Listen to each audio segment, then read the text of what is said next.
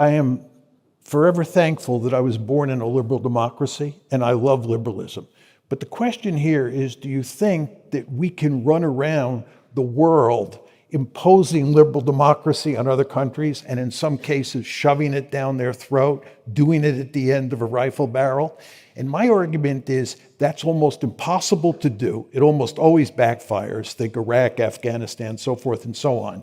And secondly, you begin to erode liberalism in the United States because you build a deep state, right? And you want to understand that a lot of the complaints here about cracking down on freedom of speech and so forth and so on are related to the fact that we have this ambitious foreign policy.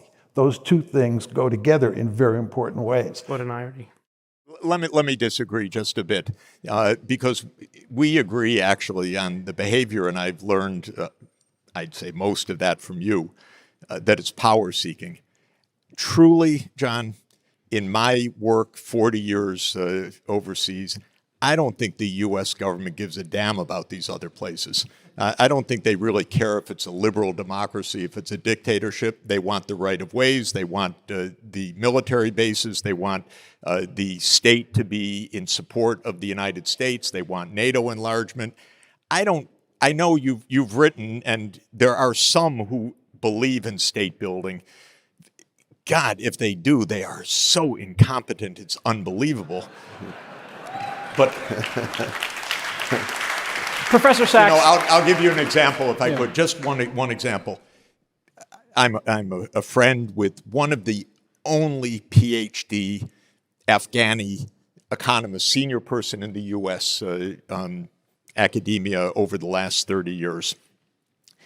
You would think that the State Department, if they were interested in state building, would ask him one day, one moment, something about Afghanistan. Never happened. Never happened. Not even one question. Never happened. He asked me, can you get me a meeting with the State Department? They were completely uninterested. This is about power. You're too idealistic, John.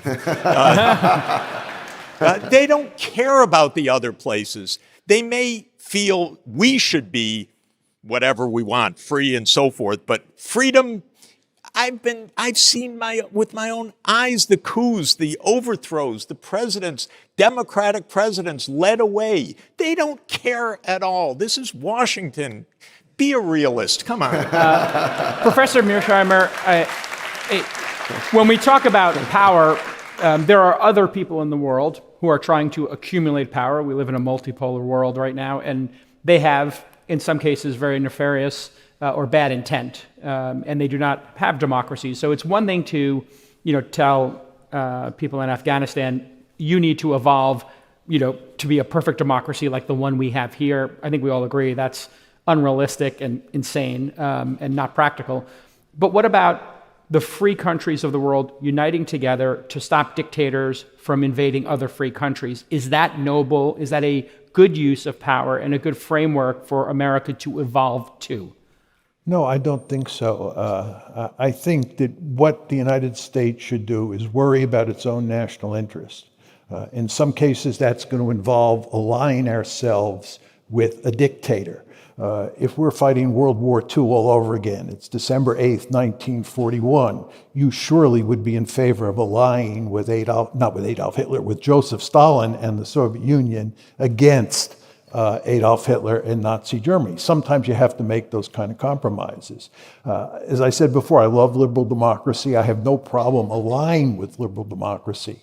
But when you begin to think in the terms that you're thinking, you end up with an impulse to do social engineering around the world. And that gets you in all sorts of problems.